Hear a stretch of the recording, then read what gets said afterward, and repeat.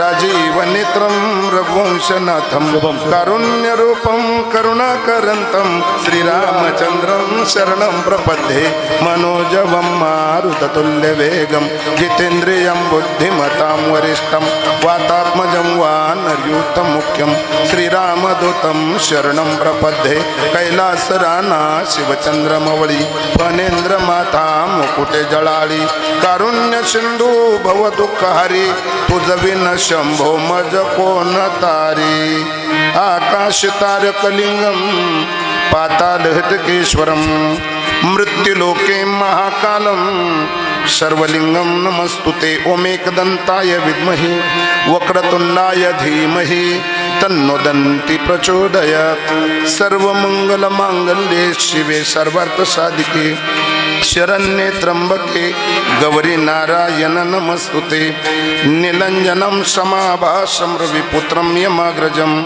छायामार्तण्ड संभुतं तं नमामि शनेश्वरं मस्तके पायावरी मस्तके पायावरी वारकरी संतांच्या वारकरी संतांच्या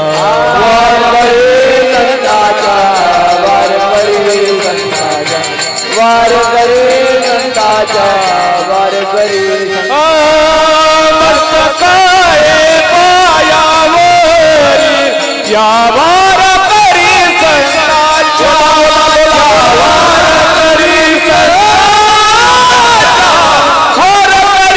संतांच्या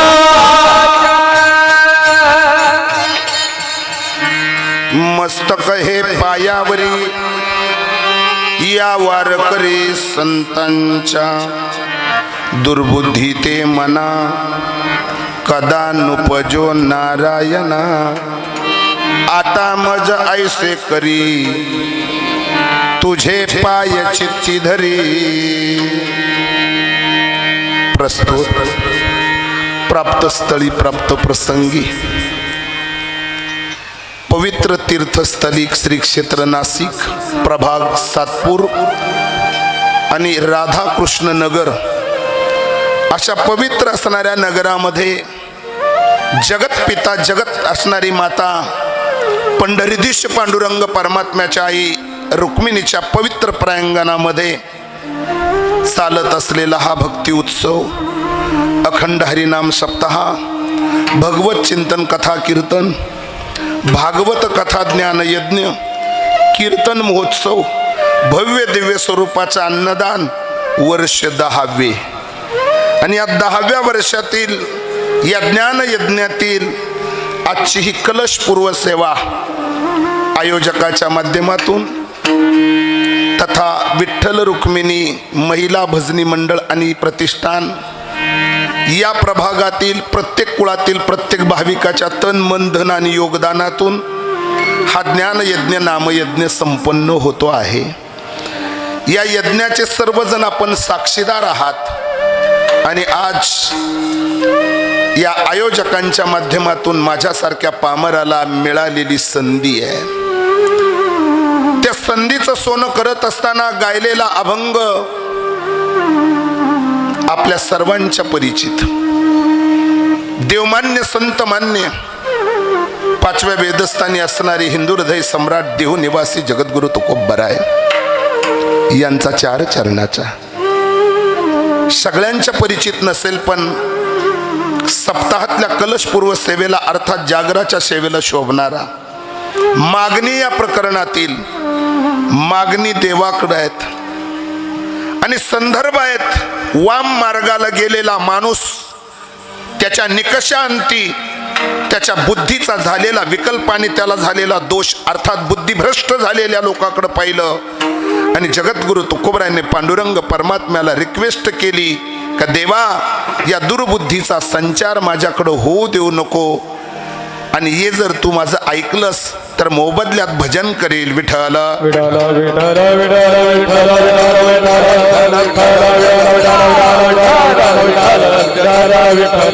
अभंग जगद्गुरु तुकोबरायांचा अभंग 4 चरणाचा अभंग सर्वांच्या परिचित असेल नसेल पण गोड आहे आणि आज या अभंगाची अर्थात काळाची गरजही आहे.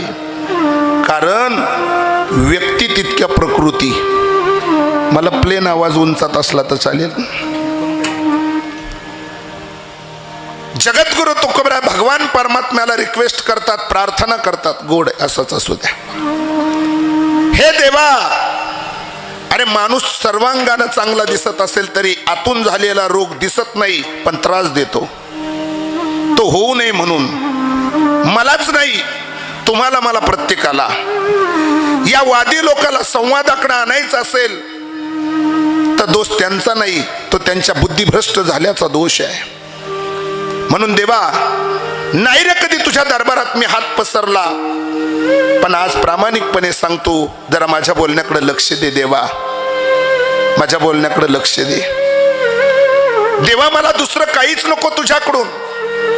अरे संसार सदन करण्यासाठी आणि भौतिक प्रॉपर्टी वाढवण्यासाठी तुझ्या चरणावर लोटांगण घालणारी हजारो लाखो असतील, मी त्यातला नभ रे देवा, मी त्यातला नभ. मला नकोय तुझ्याकडून काहीच, पण फक्त एक बोलेल देवा, धाडसानं बोलतो, जरा माझ्या बोलण्याकडे लक्ष दे. दुर्बुद्धी ते मना कदा नुपजो नारायणा. या संपूर्ण शरीराचा सगळा समतोल जर कोणावर असेल तर तो त्या मनावर आहे. मन शरीराचा राजा आहे आणि राजा सांगेल तशी प्रजा वागते. हे मन जाईल तिकडे घेऊन जातं, अर्थात पतनाच्याच दिशेनं. त्याला जर विषय आवडत असतील, विकार आवडत असतील, तर कधी रे देवा आमचा उद्धार होईल. त्यापेक्षा मी तुला अशी विनंती करतो, माझ्या जीवनामध्ये मला सद्बुद्धीचा विचार अंगीकारायचा आहे आणि ती सवय माझ्या मनाला लागावी, म्हणून माझ्या हातून कुणाचं वाईट होऊ देऊ नको. भलं व्हावं याच्यासाठी माझ्या अंतःकरणामध्ये सदविचाराची पेरणी असली पाहिजे. आणि हे सगळं माझ्या बुद्धीवर अवलंबून आहे, ते माझ्या ज्ञानावर अवलंबून आहे. अज्ञानी लोकांमध्ये वाद असतो, ज्ञानी लोकांमध्ये संवाद असतो. अज्ञानी लोकांच्या बुद्धीचा विकास झालेला नसतो, सुज्ञानी तज्ञ लोकांचा, ज्ञानी लोकांच्या बुद्धीचा विकास झालेला असतो. आणि हे सगळं सूत्र तुझ्या हातात आहे. कोणाला मनोरुग्ण बनवायचं आणि कोणाला ज्ञानी बनवायचं. या समाजाकडे पाहिल्याच्या नंतर या लोकांचं मी ऑब्झर्व केलं, अरे जितकी दुसऱ्याच्या, महाराज स्वतःच्या दुःखानं माणसं दुःखी नाही, इतकी दुसऱ्याच्या सुखानं दुःखी आहे. हेच मी पाहिलं रे देवा. म्हणून मी तुला विनंती करतो, दुर्बुद्धी ते मना कदा अनुपजो नारायणा. हे नारायणा, दुर्बुद्धीचा संचार माझ्या अंतःकरणामध्ये होऊ देऊ नको. मला सद्बुद्धी, विवेक बुद्धी दे, की जेणेकरून तू मला जोडला जाईल, हा समाज मला तुझ्या माध्यमातून दिसला जाईल. आणि जे जे भेटे भूत ते ते मानी जे भगवंत, हा भक्तियोग निश्चित जाण माझा, ही वृत्ती माझ्या अंतःकरणामध्ये होईल. त्या दिवशी देवा मी तुझा सदैव ऋणी असेल. आणि जर यदा कदाचित हे तुझ्याकडनं माझं आणि सगळं मनोगत पूर्ण केलं तर त्याच्यात बदल करू नको. माझी स्थिती अशी ठेव, आता माझं ऐसे करी आणि तुझे पाय चित्ती धरी. तुझे पाय जर माझ्या चित्तामध्ये असेल तर त्या चित्तावर विकाराचा, मलिनतेचा लेप येणार नाही. तुझे पाऊल जर माझ्या चित्तामध्ये जर असतील तर अखंड मी त्या तुझ्या असणाऱ्या पाऊलाची पूजा करेल. देवा ऐकशील ना रे माझं? मी बोलतोय त्या बोलण्याकडे लक्ष आहे का रे देवा? जगद्गुरु तुकोबराय भगवान परमात्म्याला पुन्हा पुन्हा सांगतात, देवा आता मज ऐसे करी आणि तुझे पायी चित्ती धरी. आणि जर यदा कदाचित माझ्या जीवनाला हा यू टर्न मिळाला आणि जर मी पारमार्थिक ट्रॅकवर जर उतरलोच तर कदाचित कुसंगतीनं, चुकीच्या लोकांच्या संगतीनं, ना जाणू संसारातल्या काही अडीअडचणीनं माझ्या प्रवाहामध्ये पुन्हा या ठिकाणी चुकीच्या ट्रॅकवर मी वाहून जाईल. तर असं काही करू नको. आता माझ्या अंतःकरणाला हा ओलावा लागला ना परमार्थाचा, मग देवा मी तुला विनंती करतो, अखंड जीवनामध्ये हीच माझी तुला प्रार्थना असेल देवा.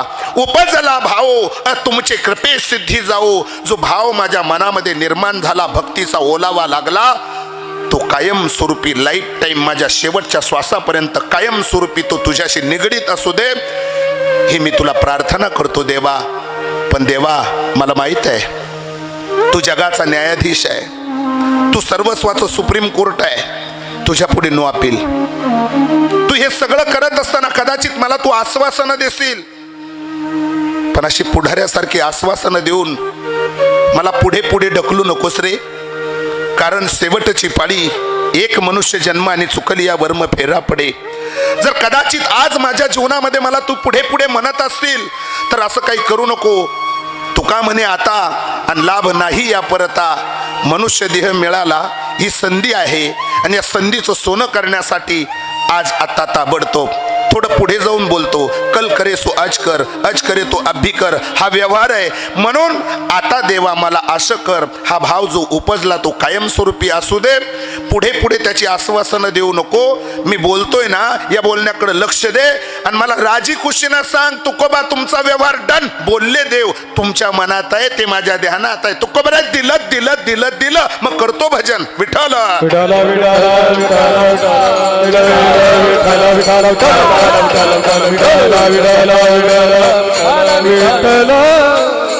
अभंगाच्या ठळक बातम्या आपल्या समोर ठेवल्या.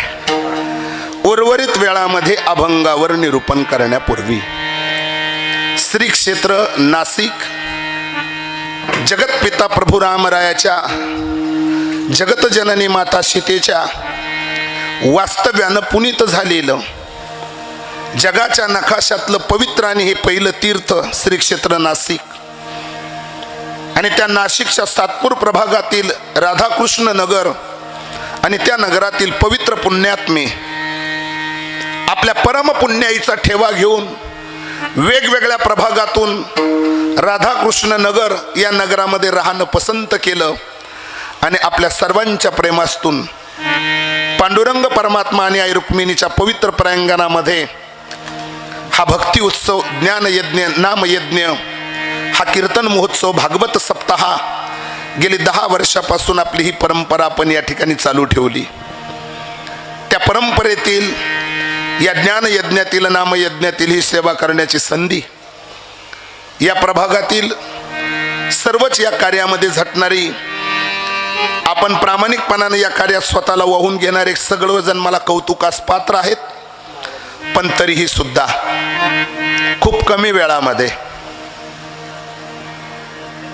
खूप परमार्थामध्ये ज्यांनी स्वतःला झोकून घेतलं असं एक युवा नेतृत्व, प्रातस्मरणीय आदरणीय आमचे मित्र हरिभक्तीपरायण ऋषिकेश महाराज काळे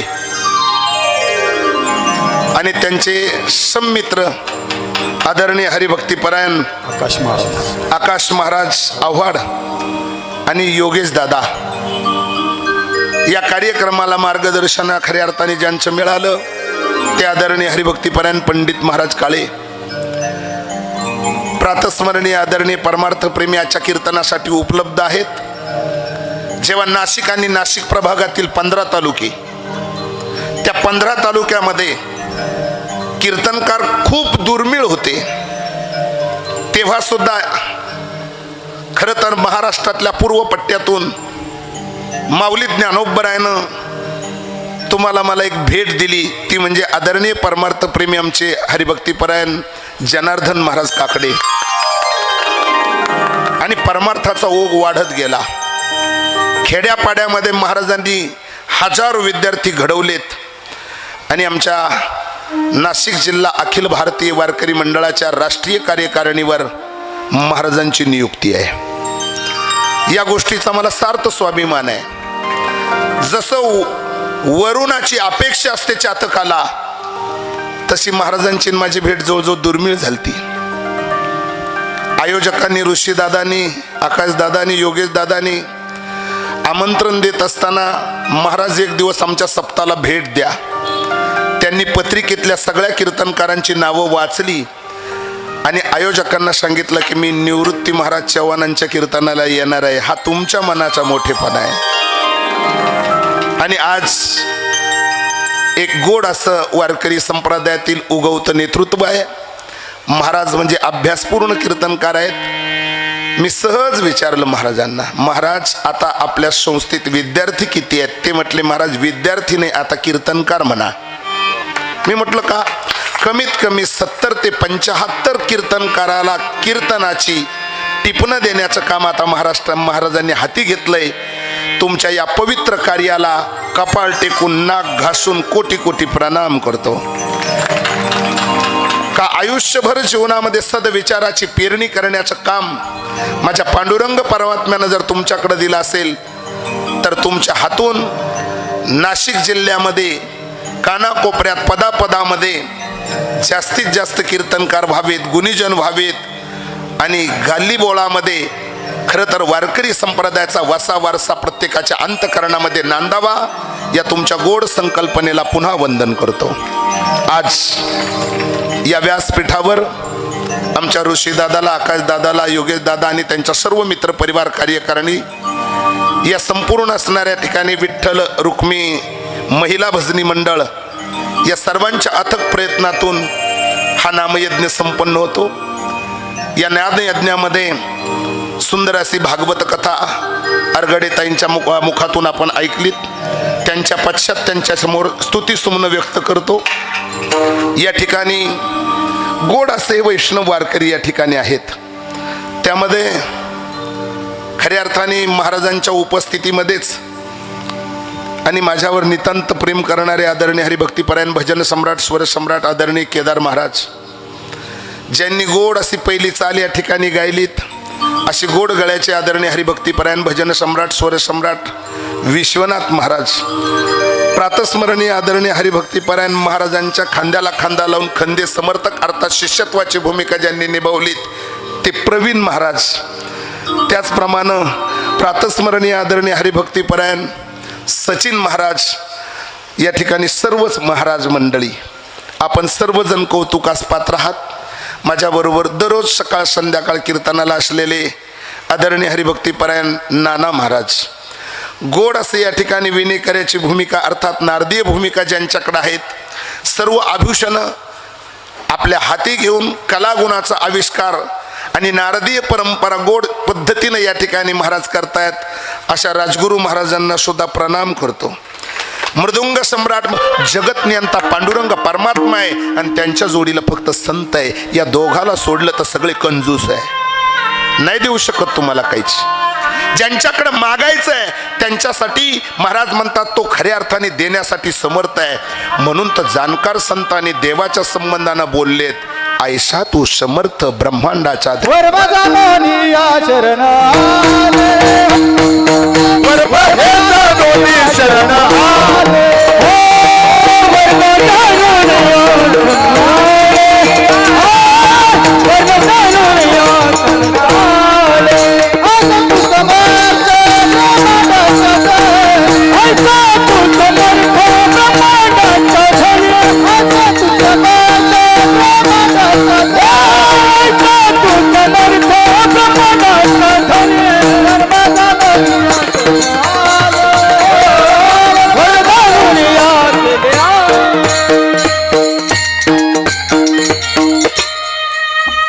ऐसा तू समर्थ ब्रह्मांडाचा धनी, वर्म हे जाणून शरण आलो. गीता सांगते यदादित्यगतम तेजो जगत भासे तेखिलम, सर्व जगाला शक्ती ऊर्जा पुरवणार अदृश्य तत्व आहे. त्या तत्वाला आम्ही देव म्हणतो आणि तो संपूर्ण समर्थ आहे, सर्व गुणानं परिपूर्ण आहे.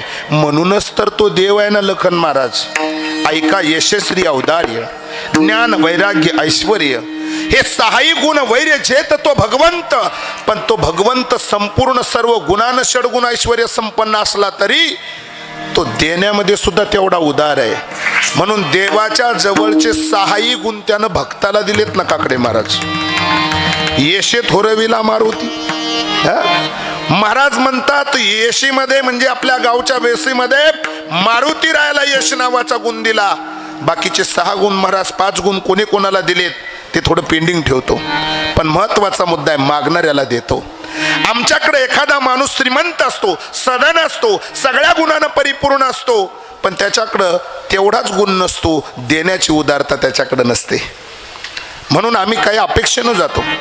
ऋषीदादा तुम्ही पावती पुस्तक घेऊन गेला असेल, समोर दादा तिथं टेबल लावून बसलेले आहेत. एखादा श्रीमंत माणूस आहे, लाखो रुपयाचं पॅकेज वर्षाअखेर त्याला मिळत असेल आणि तुम्हाला वाटत असेल का गेली 10 वर्षे आपण चांगली कीर्तनकार, एवढाली मोठाली हत्तीच्या वजनाची नासवाच्या चालीची महाराज एवढाली वजनदार लोक आम्ही इथं बोलवलीत, ही तशी नाही ना येत काकडे महाराज.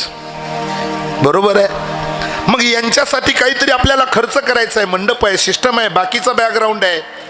मग आर्थिक मदतीची गरजच आहे. पण ज्यांच्याकडून अपेक्षा आम्ही करतो का 4 पैसे आणि थोडीशी वजनदार पावती यांच्याकडून मिळेल, पण मला असं वाटतं ती माणसं तिथं कमी पडतात. श्रीमंती आहे पण देण्याची उदारता त्यांच्याकडे नाही. का नाही? महाराज म्हणतात दैवी गुण घेऊन जन्माला आलेले नाहीत ती. देणारा दाता गरीब असला तरी दैवी गुण असेल तर तो देण्यासाठी त्याचे मदतीचे हात पुढे येतात. माऊली ज्ञानोबरायनं ज्ञानेश्वरीच्या 10व्या अध्यायातील 41व्या श्लोकावर निरूपण करताना गोड टिपण केलं. जेत जेत संपत्ती आणि दया दोन्ही वसती आली ठाया, तेथे जाण धनंजय या विभूती माझी. कधी श्लोक तर कधी ओव्या मी का टाकल्या पाहिजे? तर कीर्तनाचा नियम आणि त्याची नियमावली महाराजांनी अगोदर सांगितलेली आहेत. माझ्या कीर्तनात तेही आलं पाहिजे, पास होण्यासाठी लागतंय ना ते. म्हणून महाराज म्हणतात जेत जेत संपत्ती आणि दया दोन्ही वसती आली ठाया, तेथे जाण धनंजय या विभूती माझी. ती माझी विभूती आहे का न म्हणता पावती फाडतात. का म्हणून करायचंय? तर पुरुषोत्तम मासाची पर्वणी अर्थात अधिक मासाचा पर्व काल आहे. म्हणून इथून मागच्या 9 सप्त्यामध्ये तुमचं योगदान काय, त्यापेक्षा पुढच्या हजारो सप्त्याचं पुण्य तुम्हाला मिळवायचं असेल तर या वर्षी पावत्या जरा वजनदार करा. सप्ताह व्यवस्थित होतोय ना? नाहीतरी आज आम्हाला हा संवादाचा विषय राहिलाच कुठं? चौका चौकात वादी लोक आहेत. आज घराघरामध्ये 4 भिंतीच्या आत कलह आहेत. महाराज संपलाय वाद, जीवनातला संवाद, आणि निघालाय आपल्या घराघरात प्रत्येक ठिकाणी वाद. तर त्याचं काय कारण आहे? महाराज म्हणतात त्याचं कारण आहे फक्त दुर्बुद्धीनं संचार केला, वाईट बुद्धीनं संचार केला. काकडे महाराज पुढे बोलेल, एकमेकाचा मोठेपणा एकमेकाला आज चालत नाही. कोणी कोणाची स्तुती पण सुमन गायला तयार नाही. हा मनाला झालेला रोग आहे. महाराज बुद्धिभ्रष्ट झालेली ही या जगातली असणारी विद्वान समजणारी माणसं आमच्या साधू संतांनी तपासली आणि त्यांच्या असं लक्षात आलं दोष यांचा नाही, यांची मेमरी फॉल्टी झाली. काय? ही बुद्धिभ्रष्ट झाली. आणि ही बुद्धिभ्रष्ट झालेली माणसं पुन्हा जागेवर आणण्यासाठी जसा एखादा माणूस थोडा वाया गेला, थोडा सायकोलॉजी झाला, तर त्याला मानसरोग तज्ज्ञाकडे नेलं जातं. स्टेटमेंट करून त्याच्यावर औषधी दवाई केली जाते त्याला पूर्वपदावर आणण्यासाठी. आणि खरं तर मनाला रोग झालेली माणसं या धर्ममंडपात आल्याच्या नंतर त्यांचं जीवन क्लीन होतं. कसं वागावं, कसं जगावं आणि कसं मरावं याची आचारसंहिता आमच्या साधू संतांनी आम्हाला सांगितलेली आहेत. महाराजांनी ऑब्झर्व केलं आणि त्यांच्या लक्षात आलं की बस या प्रत्येक व्यक्तीच्या मनाला झालेला रोग आहे. महाराज दुर्बुद्धीनं केलेला संचार आहेत आणि मन विकल्पाच्या दिशेनं माणसाला घेऊन जात आहे. म्हणून आता तरी देवाकडे आम्ही यांच्यासाठी मागितलं पाहिजे, स्वतःसाठी नाही संत मागत, तुमच्या माझ्यासाठीच. का मागताय? तर त्याचं उत्तर आहे बुडत हे जन न देखवे डोळा कळवळा मनोनिया, हे तो कळवळा मनोनिया,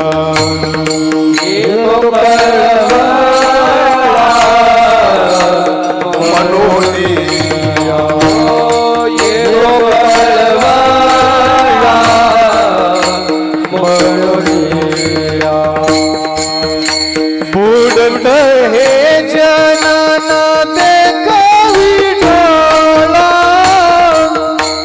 बुडत हे जनन देखावी डोळा, हे तो कळवळा मनोनिया, बोला बोला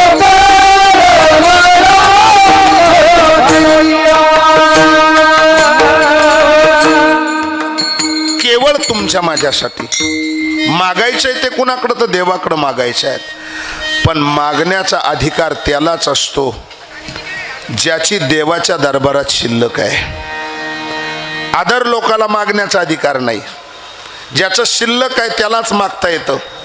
त्याच्यासाठी थोडं ग्राउंड लेवलचं उदाहरण सांगू, त्याच्यासाठी दृष्टांत देऊ. कॅशियर मित्र असला तरी, बँकेचा कॅशियर घरातला असला तरी, महाराज कॅशियरची ओळख करून मैत्री जोडण्यासाठी एखाद्या टेबलला घेऊन बसले तरी, अजून घनिष्ठ संबंध वाढवले तरी, कॅशियर तुम्हाला तुमची शिल्लक बँकेत नसेल तर कॅश देऊ शकत नाही, नाही भेटत. तो मित्र आहे, तो म्हणेल बाबा मैत्रीचे व्यवहार मैत्रीपुरते बाहेर ठेव. पण ड्युटीवर आल्याच्या नंतर जरी कॅशियर तुझा जवळचा आहे, पण तुला देण्यासाठी अगोदर तुझ्या खात्यावर पाहिजे. आणि ज्याच्या खात्यावर नाही त्याला कॅशियर देत नाही, तद्गतच तोच व्यवहार लावा. तेच समीकरण इकडे जुळवा. देवाच्या दरबारात, देवाच्या बँकेमध्ये जर आपली शिल्लक नसेल तर मागण्याचा अधिकार त्याला बिलकुल नाही. म्हणून तर साधू संतांनी तुम्हाला मला सावध करताना सांगितलं, जिसने जिसके भाग्य में लिखा वही तो पाता है, मेरे भगवान के दरबार में भी उसी का खाता है. त्याचंच खाता आहे का ज्यानं देवाच्या दरबारात आधी करून ठेवलं. महाराज मग साधू संतांनी केलंय का? हो, मागे बहुता जन्मी हेच करीत आलो आम्ही. किंवा नामदेव रायला जर विचारलं तर मग नामदेव राय सुद्धा म्हणताना जन्मोजन्मी आम्ही, जन्मोजन्मी आम्ही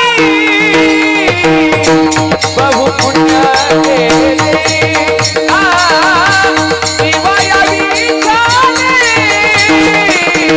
देवाया विठ्ठले कृपा केली.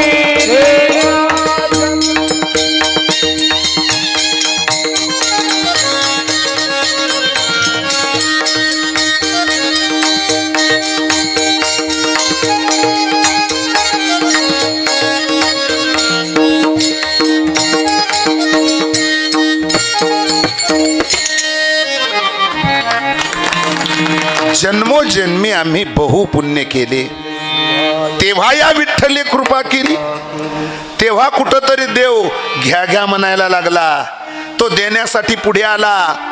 एरवी तो कुणालाही देणार नाही. देव चतुर, देव चतुर, जाणूनी अंतर वर्त तसे, देव जाणता अनेक प्रमाण देता येतील ना केदार महाराज.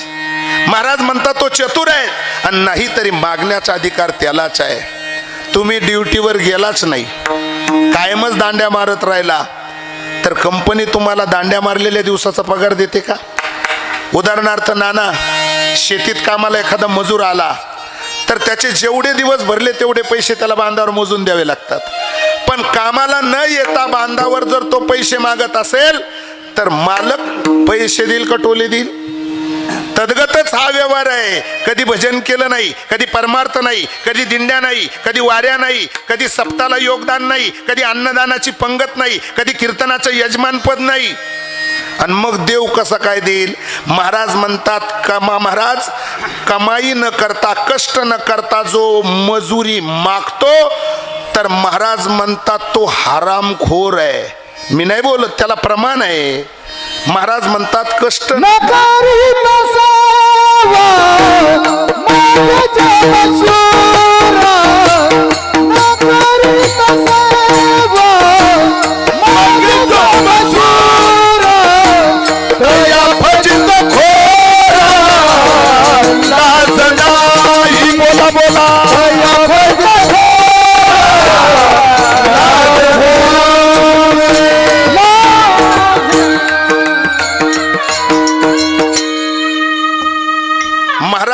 न करिता सेवा, मागे जो मशुरा तया फजित खोरा लाज नाही, म्हणजे तो बिनलाज आहे.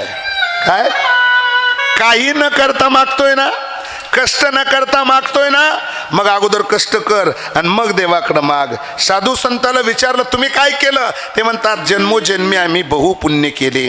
मग तेव्हा या विठ्ठले कृपा केली, तेव्हा देवानं आमच्यावर कृपा केली आणि देवच आम्हाला द्यायला आला. मनसी काही मागा, घ्या घ्या घ्या घ्या. पण संत मोठे हुशार आहे, देव द्यायला आला तरी सुद्धा शिंदे साहेब मागत नाही. ते का नाही मागत? ते म्हणतात आम्ही भिकार बोंबल्याची पोरं नाही, आम्ही श्रीमंताची पोरं आहेत. आमचा बाप श्रीमंत आहे आणि हात पसरून उगाच समाजाच्या समोर बेदर्शी का करू, म्हणून हात पसरू जिने धिक्क त्यासी, धिक्कार असो या मागणाऱ्याचा. महाराज म्हणतात आम्हाला मागायचं नाही. का नाही मागायचं? तर त्याचं कारण आहे, बाप आहे आमचा जगाचा पांडुरंग, विश्वाचा चालक मालक तो आमचा बाप आहे. मग बापाची जी इस्टेट ती आज ना उद्या कुणाची असते? पोराचीच असते ना, बरोबर आहे ना? नाना तुम्ही कष्ट केले, वर्षानुवर्ष केले, आज या वयामध्ये सुद्धा आता पेन्शन काळात कष्ट करतात. तुम्ही कष्टातून कमवून ठेवलेलं हे कोणाला भेटणार आहे? गोरखदादा पुढे, एकनाथ भाऊ घरी आहे, मुलांनाच भेटणार आहे ना. मग आमच्या वडिलांनी कमवून ठेवलं, कोणाला आहे ते? काय ग्रामपंचायतीला जमा करणार आहे का? मुलालाच देणार आहे. मग प्रत्येकाच्या आई वडिलाची, बापाची इस्टेट आज ना उद्या जर आपली असेल तर संत म्हणतात जगाचा पांडुरंग परमात्मा, जगाचा पोशिंदा आमचा बाप आहे, आणि त्याची जी इस्टेट आहे ती त्याच्याकडं का मागायची? मग बाप माझा दीनानाथ वाट भक्ताची पाहत, महाराज तो आमचा बाप आहे, आणि मग आमचा बाप एवढा श्रीमंत आहे, त्याच्याकडं का मागायचं? ते आज ना उद्या आम्हाला भेटणार आहे. अजून पुढे सांगू, देवाकडे का मागायचं नाही? बापाचं नातं कमी वाटत असेल तर आईचं नातं सांगतो महाराज. आईचं नातं कशा पद्धतीचं आहे? महाराज भक्त देवाला सांगतात, देवा सर्वस्वाचा त्याग केला, जाळोनी संसार बैसलो अंगणी. आम्ही आमच्या जीवनामध्ये नाही मागितलं काहीच, आम्ही तुला वरलंय, तुझ्या नावानं लावलंय कपाळाला लेणं, गळ्यात घातलं तुझ्या नावानं तुळशीचं मंगळसूत्र, आणि सर्वस्वाचा त्याग केला, आणि आता तुझं घर आम्ही निघालो. म्हणजे तू झाला आमचा नवरा आणि आम्ही झालो तुझी बायको. मग तुम्ही म्हणाल यालाही प्रमाण आहे का? प्रमाण आहे, म्हणा पतिव्रतेचा.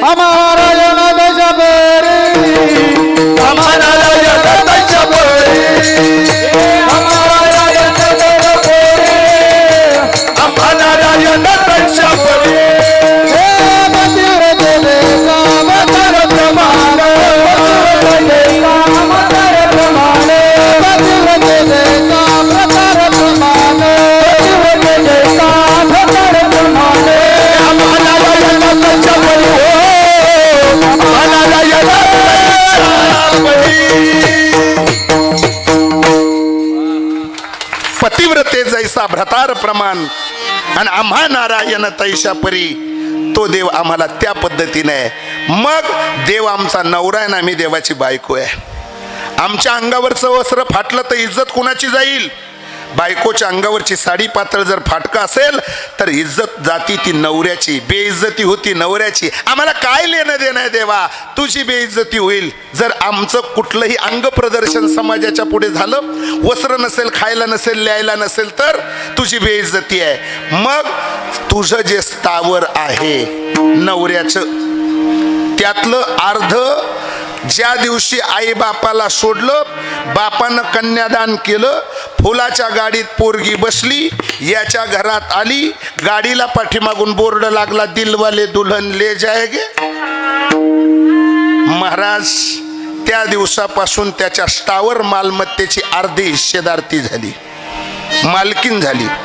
मग खरंच मालकीन हो, नांदली तरी अर्ध्या हिस्स्याची मालकीन, आणि कोर्टात जाऊन मागितलं तरी अर्ध तिचंच. मग हात का पसरू?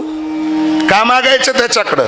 मागायचं नाही ठरलं, पण तरी मागणीपर प्रकरण का पुढे आलं? तर त्याचं उत्तर आहे बुद्धिभ्रष्ट झालेला समाज. आमच्या साधू संतांनी पारदर्शक नजरेनं पाहिला, समाजाचं ऑब्झर्व केलं, आणि निकाशांती लक्षात आलं का महाराज दुर्बुद्धीचा संचार झाला, आणि माणसं माणसापासून दुरावले गेले. आकारानं फक्त माणसं आहे, वागण्यात शैतान आहे, जग स्पर्धेचं आहे, वाघ जगाच्या घरात चौका चौकात आहे. या लोकाला संवादाकडे आणायचं आहे, आणि या समाजाला संवादाकडे आणण्यासाठी मी काय केलं पाहिजे? मग जगद्गुरु तुकोबांना त्या देवाला मी म्हटलं पाहिजे, देवा का या दुर्बुद्धीमुळे हे सगळं घडलंय, आम्हाला ती दुर्बुद्धी नको, आणि तू सर्वस्वाचा दाता आहे महाराज, तू बुद्धीचाही दाता आहे, म्हणून मी तुला रिक्वेस्ट करतो अभंगाच्या पहिल्या दुर्बुद्धी ते मना, दुर्बुद्धी ते मना, दुर्बुद्धी ते मना, दुर्बुद्धी ते मना, दुर्बुद्धी ते मना, दुर्बुद्धी ते मना, दुर्बुद्धी ते मना, दुर्बुद्धी ते मना.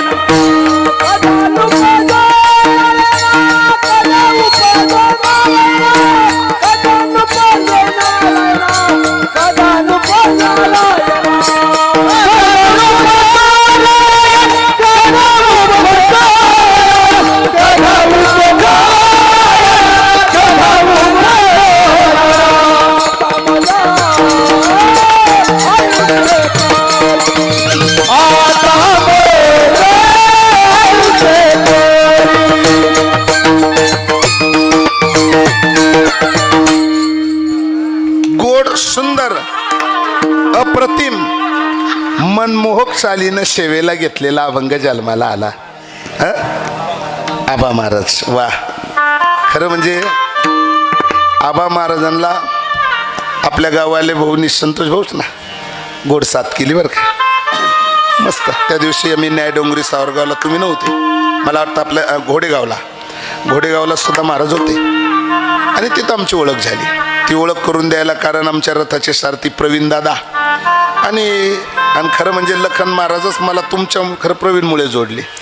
आणि या कार्यक्रमासाठी सुद्धा ऋषीदादासारखा एक चांगला तरुण, आकाश महाराजासारखा, योगेश दादासारखा तरुण तुम्ही जोडून दिला.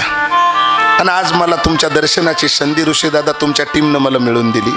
अभंग गायला माझ्या तुकोबरांचा. अभंग जन्माला आला गोड सुंदर चालीनं. सिस्टम फार गोड आहे, बैठक व्यवस्था फार सुंदर आहे. दुर्बुद्धी ते मना कदा नुपजो नारायणा. हे देवा, अशा दुर्बुद्धीचा संचार माझ्या मनावर होऊ देऊ नकोस. मला सद्बुद्धी विवेक बुद्धी असली पाहिजे का जेणेकरून तू जोडला जाशील, हा समाज जोडला जाईल आणि आयुष्यभर जीवनामध्ये खऱ्या अर्थाने हा आनंद आमच्या जीवनामध्ये आम्हाला उपभोगता येईल. म्हणून दुर्बुद्धी आमच्या मनाला होऊ देऊ नकोस. मग खरंच दुर्बुद्धी या जगाच्या बाजारात. अहो दुर्बुद्धी कोणालाच कोणाचं भलं वाटत नाही. 3 मित्र प्रवासाला निघालेत, विमानानं निघालेत, बाहेरच्या देशामध्ये व्यवसाय करण्यासाठी निघालेत, भांडवल घेतलं, जमीन जुमला विकला आणि परदेशात निघालेत. कारण तिकडं आपल्याला पैसा मिळाला पाहिजे. शोकांतिका आहे, दुःखाची गोष्ट आहे महाराज का ते विमानानं निघाले आणि विमानाचा त्या ठिकाणी बिघाड झाला. चालकानं सांगितलं की बाबा आता विमान तिथपर्यंत पोहोचणार नाही, तुम्ही तुमच्या परीने त्या ठिकाणी आता जीव वाचवा. तिघं विचारे म्हटले आपण प्रवासाला निघालो, व्यापार करण्यासाठी निघालो आणि आता बाकी आपल्याला त्या ठिकाणी व्यापार करणं शक्य नाही कारण विमानाचा अपघात होण्याची शक्यता आहे. मग त्यापेक्षा जीव वाचवला पाहिजे. सिर सलामत तो पगडी 50 हा व्यवहार आहे. मग तिघांनी ऋषीदादा वरतून विमानातून उड्या टाकल्या, हातात छत्री घेतली आणि हाताला हात धरला आणि तिघही बोलले आपण तिघही मित्रांना जीवाचे जीवलग तुमच्या तिघासारखे ब्रह्म विष्णू महेश.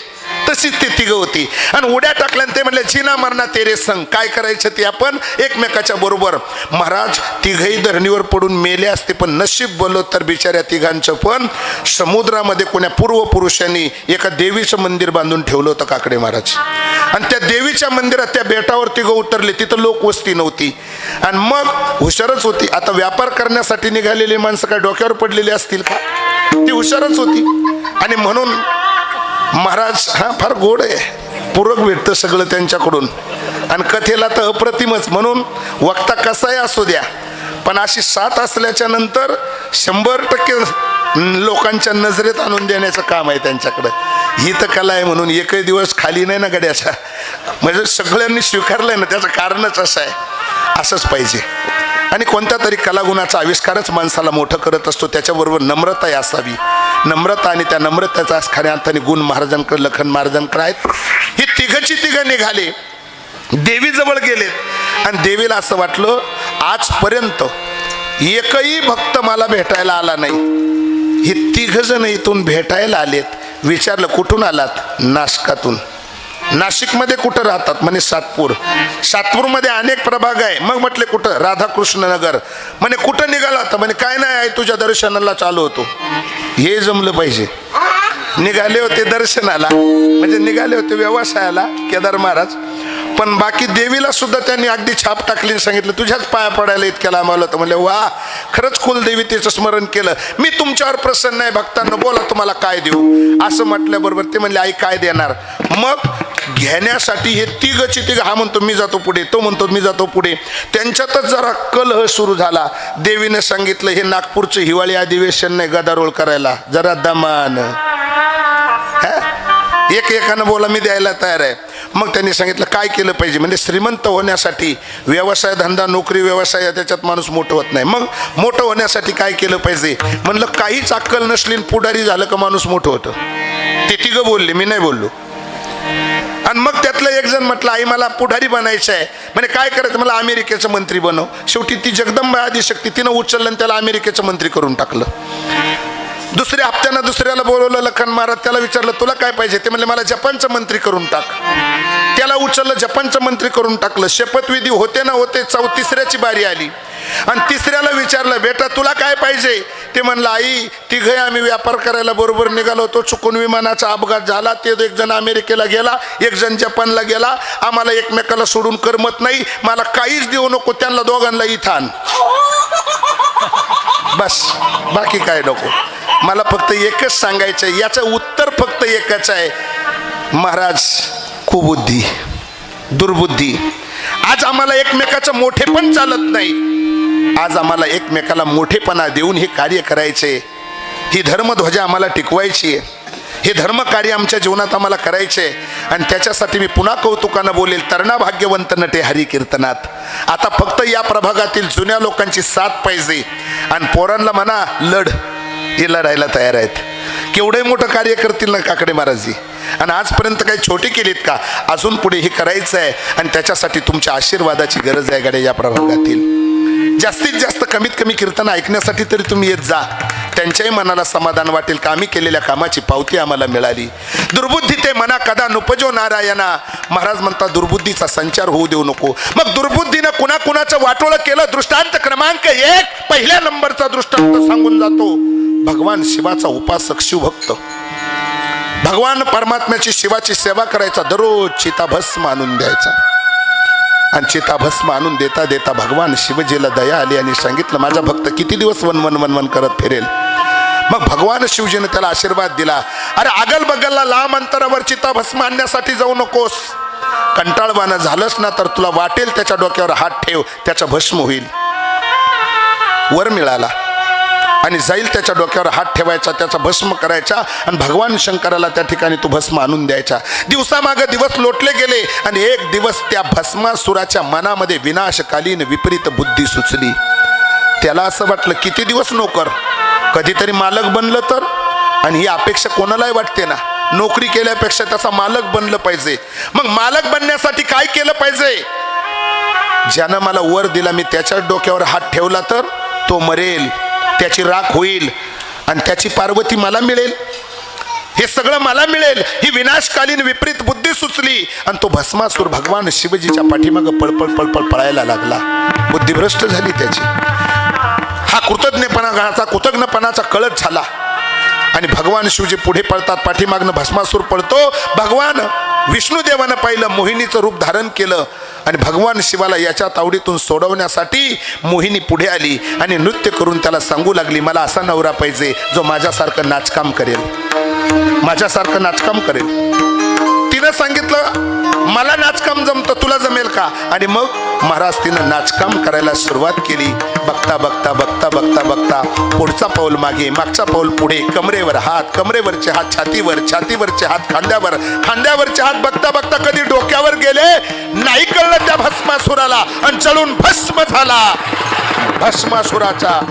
महाराज म्हणतात बुद्धी भ्रष्ट झाली, देवानं वर देऊन सुद्धा फायदा नाही झाला. आणि संतांनी त्याचं ऑब्झर्व करताना सांगितलं मोहिनीच्या संगे भस्मासूर मेलो, मोहिनीच्या संगे भस्मासूर मेलो, मोहिनीच्या संगे भस्मासूर मेलो, मोहिनीच्या संगे भस्मासूर मेलो.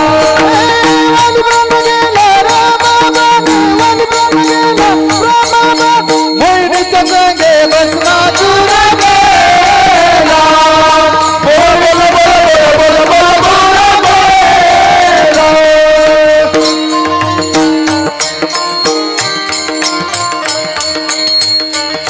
मोहिनीच्या संगे भस्मासूर गेला, वाली प्राण मुखला रामबाने. महाराज म्हणता एका दुर्बुद्धीनं संचार केला आणि एवढा चांगला वर दिलेला असताना सुद्धा भस्मासुराला मरावं लागलं. अरे दृष्टांत क्रमांक 2 दुसऱ्या नंबरचा दृष्टांत सांगून जाईल.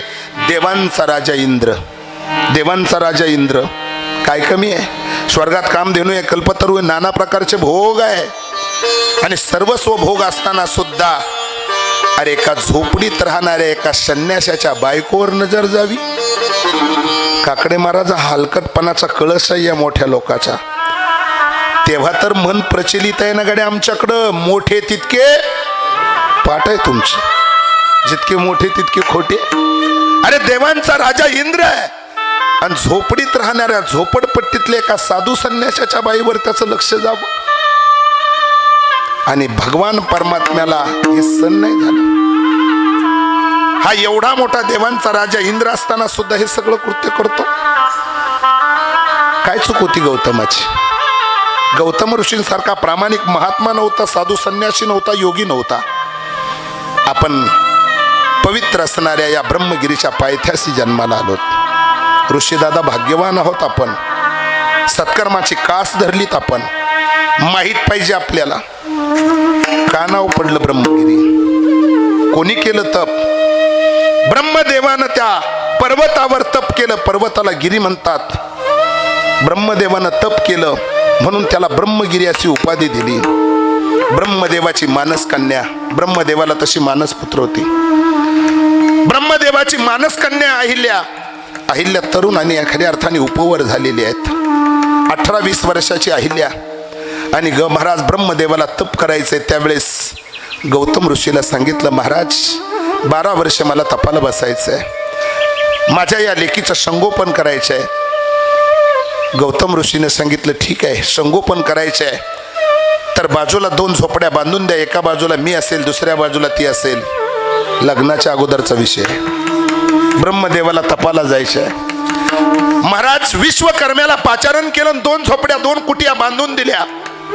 ऐन तारुण्याच्या उंबरठ्यावर दोघेही त्या ठिकाणी राहतात.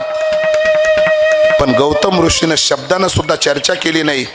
तू शाळेत आहे का, कॉलेजात आहे, तुझी भविष्यातली इच्छा काय, तुला माझ्याशी लग्न करायचं का, एकही विषयाला स्पर्श केला नाही. कामाच्या संबंधाने संताच्या ठिकाणी काम नाही, विषय नाही. 12 वर्षानं तप करून आल्यानंतर ब्रह्मदेवानं पाहिलं, माझ्या पोरीचं संगोपन यानं जर सुंदर पद्धतीनं केलं आणि कुठल्याही प्रकारची काम वासना माझ्या लेकीच्या समोर त्यानं प्रगट केली नाही, उलट संगोपन केलं बहिणीप्रमाणे, जर माझी मुलगी मी याला दिली तर काय दोष आहे? त्याच्या चांगल्या वागण्याची फळं त्यांना मिळाली. आणि ब्रह्मदेवानं आपली मानस कन्या त्या ठिकाणी गौतमाला देऊन टाकली.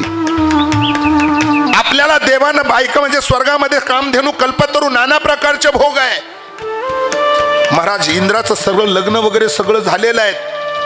आणि तरीही सुद्धा महाराज अहिल्याला 2 अपत्य झालेले असताना सुद्धा,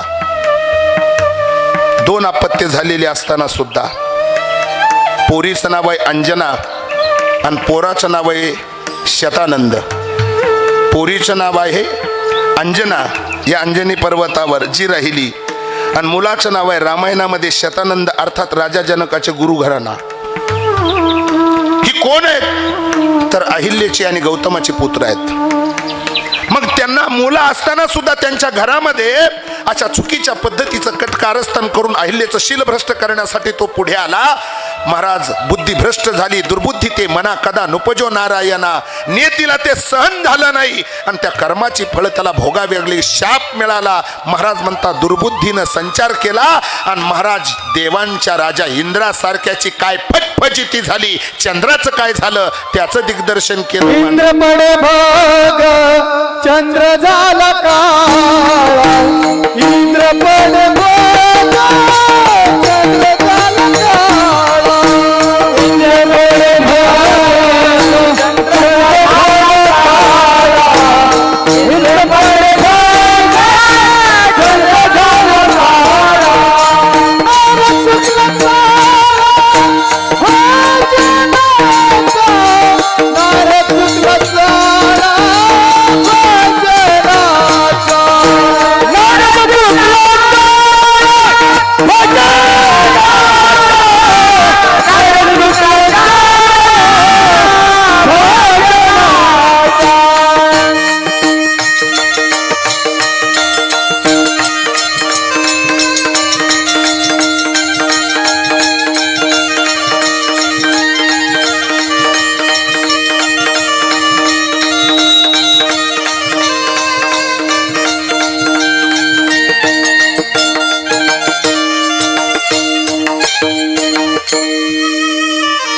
दुर्बुद्धी ते मना कदा नुपजो नारायणा.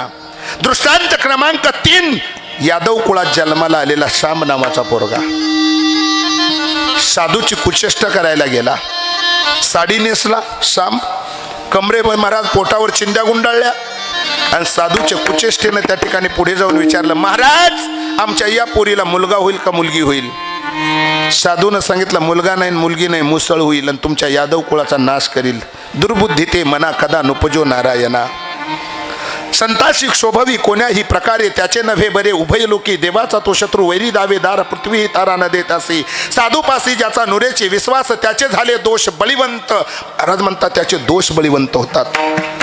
दुर्बुद्धीनं संचार केला आणि कृष्णाच्या यादव कुळात जन्माला आलेली सगळी यादव महाराज एकमेकाच्या मुसळ डोक्यात घालून एकमेकाशी हाणामारी करून मद्यपान करून यादव कुळाचा नाश झाला. जगद्गुरु तुका म्हणतात, हे नारायणा, हे देवा, हे प्रभू परमात्म्या, दुर्बुद्धी ते मना कदा नुपजो नारायणा. देव म्हटले ठीक आहे, मग काय पाहिजे? आता मजा आहे. आता माझा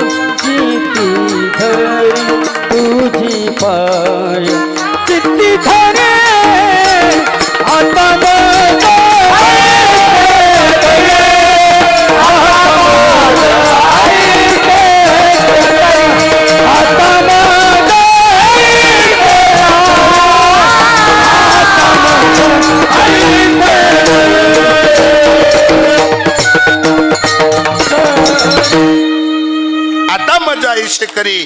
तुझे पाय चित्ती धरी. तुझे पाय माझ्या चित्तात असले पाहिजे.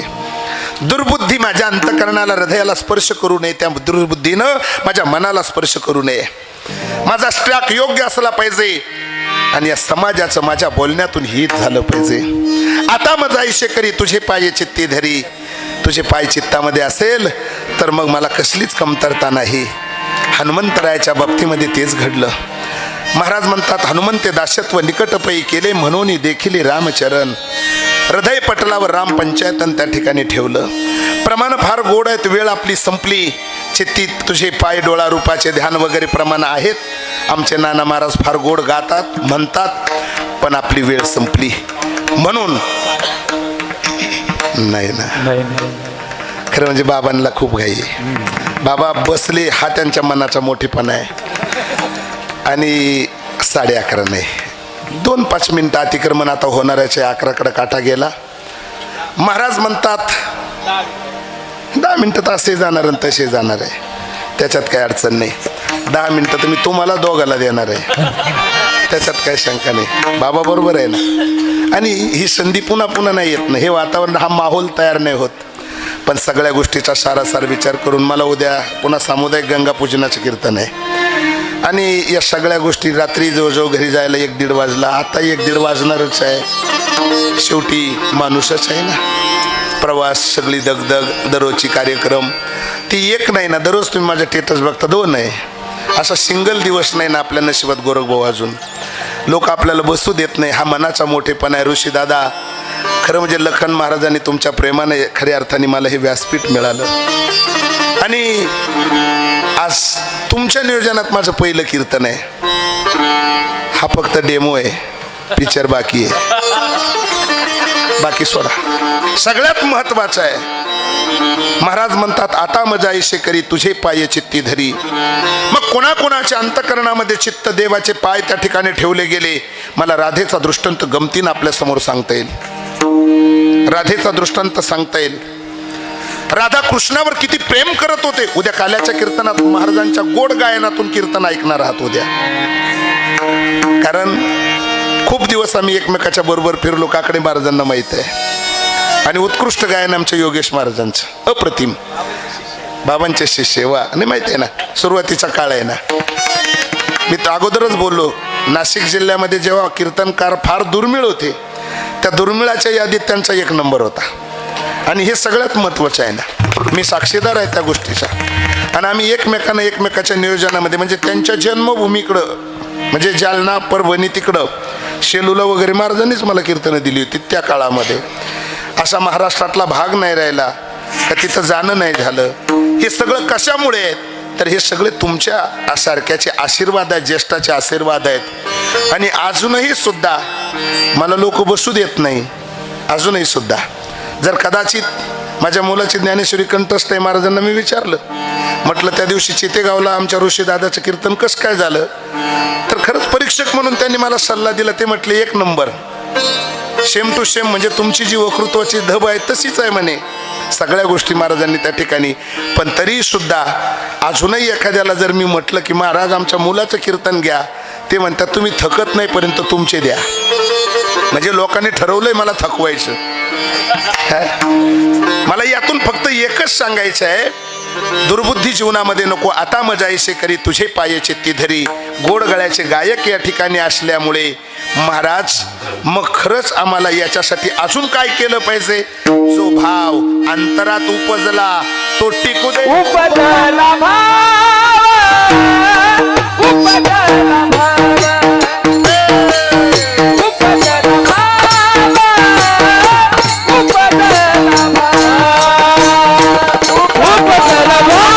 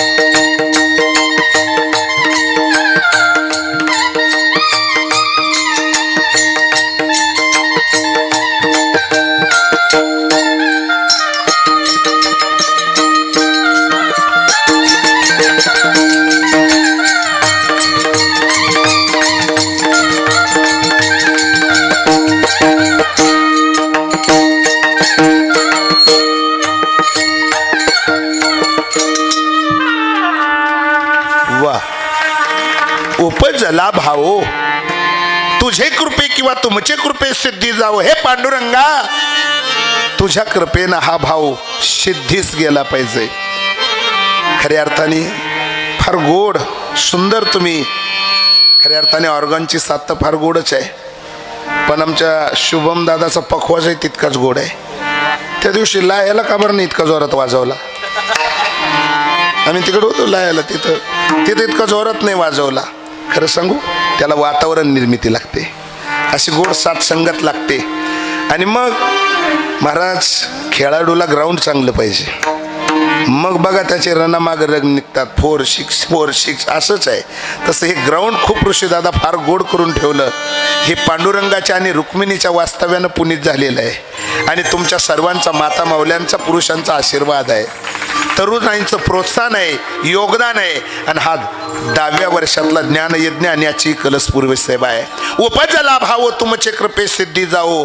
देवा, हा भाव उपजला ना, तुझ्या कृपेनं सिद्धीच गेला पाहिजे. मग याच्यासाठी काय करावं लागेल?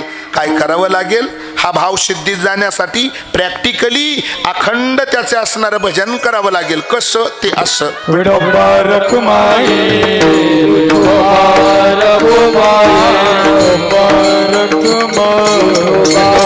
रखुमाई, विडोबा रखुमाई, विडोबा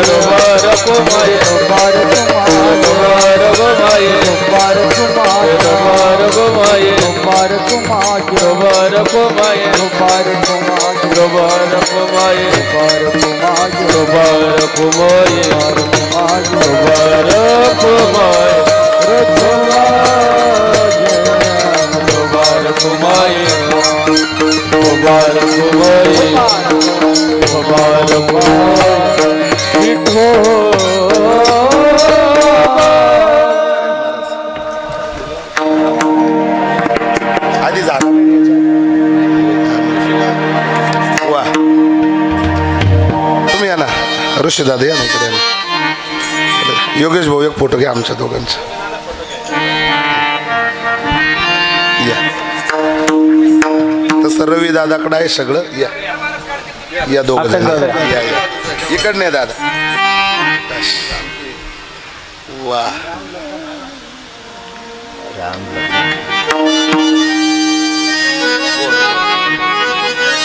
यथामथी यथा अवकाश, धावत्या वेगामध्ये अभंगाचा सरळ शब्दाचा भाव आपल्या समोर ठेवला. खरंच मला या राम लखन जोडीचं कौतुक करायचं आहे. ऋषी दादा, आकाश दादा आणि योगेश दादा, फार गोड. सुंदर नियोजन आहे. आपल्या या सुंदर नियोजनाला कोणी हलकटाचे दृष्ट लागू नये अशी या पांडुरंगाच्या चरणी प्रार्थना करतो. अकल्प आयुष्य व्हावे तया खुळा, माझी या सकळा हरीच्या दासा. कल्पनेची बाधा न हो कोणी काळी, ही संत मंडळी सुखी असो. या उक्तीप्रमाणे सर्वांना पांडुरंग परमात्मा भरभरून आशीर्वाद देईल, दीर्घ आयुष्य यासाठी मिळेल. भगवान परमात्मा तुम्हाला चांगल्या पद्धतीचं योगदान, संपत्ती तुमच्याकडे मिळावी आणि ती संपत्ती खऱ्या अर्थाने आपली भावी पिढी या नाम संतती योग्य राहण्यासाठी ती सत्पात्री खर्च करावी. निश्चितच या सप्ताला योगदानासाठी वापरावी. त्याचं भरभरून यश आपल्या परिवाराला मिळेल असा आशावाद पुन्हा या ठिकाणी पांडुरंगाच्या चरणी व्यक्त करतो. आणि जाता जाता साधू संतांनी तुम्हाला मला खूप काही प्रेमाचे सल्ले दिलेत. साधू संताने आई केरे जना, तुझ्या स्वहिताच्या खुणा, पंढरीच्या राना मना माझी स्मरा हो.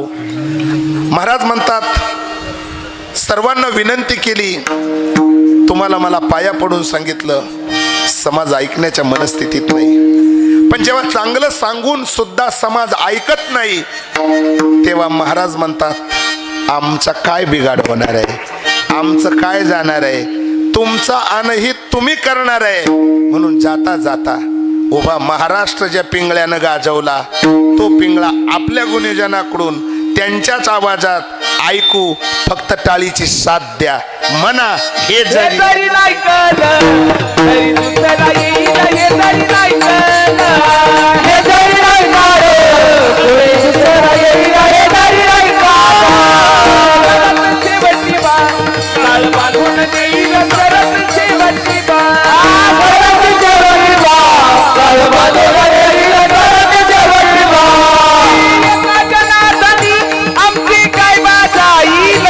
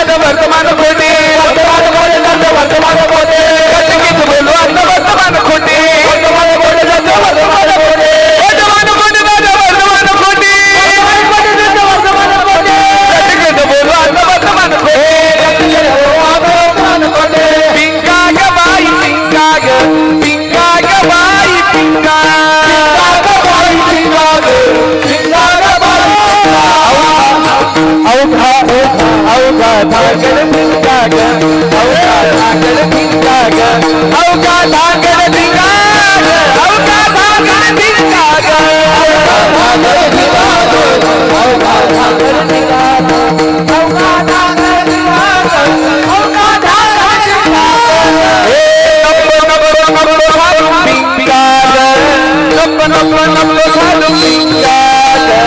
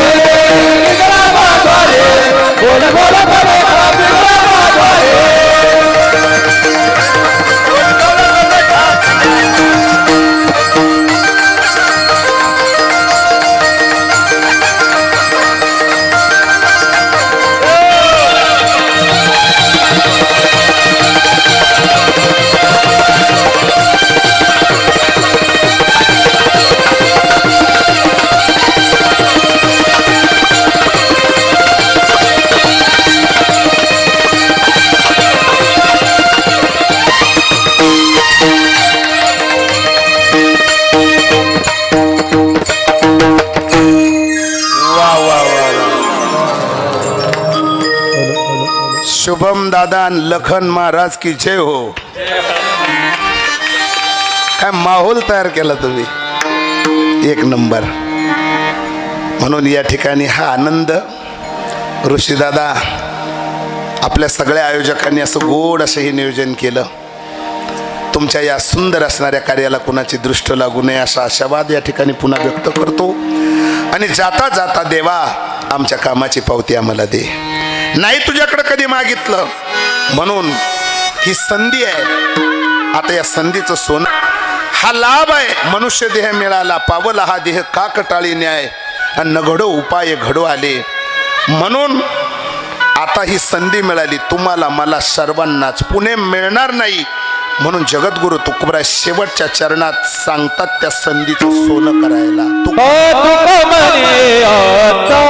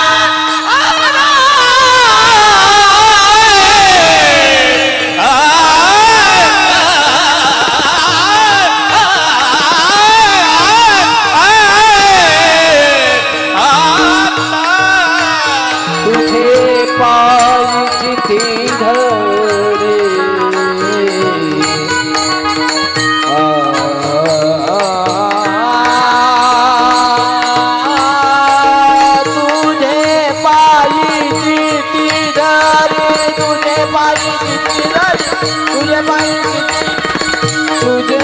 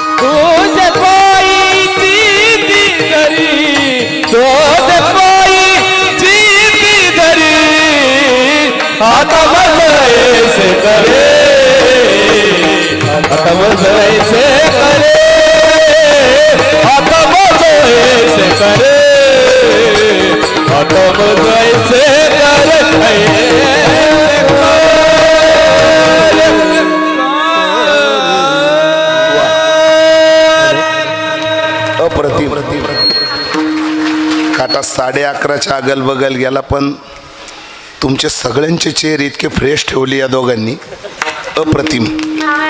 तुमच्या हस्तकलेला दोघांना वंदन करतो पुन्हा एकदा. आणि खरं म्हणजे हा माहोल तयार केला तुम्ही ऋषीदादा. खरं म्हणजे अशी विद्वान आणि विद्वत रत्न गुणीजन नाही भेटत एका व्यासपीठावर, पण सगळ्या गुणानं परिपूर्ण आहात आपण. आणि हा आनंद तुमच्यामुळे द्विगुणित झाला. खरं तर माझी सेवा संपली. तुका म्हणे आता लाभ नाही या परता, पुन्हा संधी मिळणार नाही, संधीचं सोनं करा. म्हणून हा पुरुषोत्तम मासाचा पवित्र पर्व काल आहे, अर्थात अधिक मास. हा आपल्या सप्ताहातला दुग्ध योग आहे आणि त्याचे तुम्ही सर्वजण साक्षीदार आहात, पाईक आहात. अजूनही कुणाची वर्गणी राहिली असेल तर अजून काल्याचा दिवस उद्याचा आहे. अजून तरी या संधीचं सोनं करा, कारण तुका म्हणे आता लाभ नाही या परता, पुन्हा संधी नाही मिळणार. म्हणून या संधीचं सोनं करण्यासाठी आयोजकांनी फार गोड नियोजन केलं. यानंतर प्रातस्मरणीय आदरणीय परमार्थप्रेमी आपल्या नाशिक जिल्हा भूषण सर्वगुण संपन्न आदरणीय आमचे जनार्दन महाराज काकडे गुरुजी अर्थात महाराजांची उपस्थितीत आहेत. आपल्या कीर्तनानंतर आपल्या सप्ताहाला शब्द सुमनाचे आशीर्वाद त्यांच्याकडून आपण घेणार आहोत. तदनंतर पुढील नियोजन या ठिकाणी होईल. तत्पूर्वी झालेली सेवा निवृत्तीनाथांच्या चरणी, माऊलीच्या चरणी, या ग्रामदैवताच्या चरणी आणि उपस्थित सर्व माता भगिनी पुरुष वर्ग आणि माझ्या वारकऱ्यांच्या चरण कमली सेवा सुपूर्त करतो. कदाचित अतिशोक्ती झाली असेल, बोलण्याच्या ओघामध्ये अतिशोक्ती शब्द माझ्याकडून निघाला असेल, तो माझ्या वाणीचा नाम बुद्धीचा दोष. जे योग्य असेल ते माझ्या गुरुवर्यांचा प्रसाद. प्रासादिक वाणीनं आपल्यासमोर मांडण्याचा मी प्रयत्न केला. अभंगाचा अर्थ असाच असेल असं नाही, माझ्या कोतीप्रमाणे केलं मी सगळं. पुनश्च एक वेळेस आदरणीय लखन महाराज आणि ऋषीदादा आणि त्यांचा मित्र परिवार यांच्या माध्यमातून मला तुमच्या दर्शनाची संधी मिळाली. मी सदैव तुमच्या ऋणात राहतो. आणि आपण आता इतक्या वेळ काही त्रास दिला नाही तुम्हाला.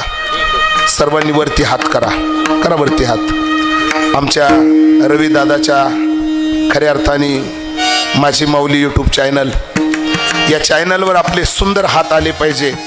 आणि बघू द्या महाराष्ट्राला राधाकृष्ण नगर सातपूर नाशिक आणि तिथला हा पुरुषोत्तम मासातला सप्ताह जागराच्या कीर्तन सेवेमध्ये निवृत्तीनाथाच्या वचनासाठी हात किती उंचवले. कारण कीर्तनही निवृत्तीचं आहे. म्हणा शॉर्ट बट स्वीट.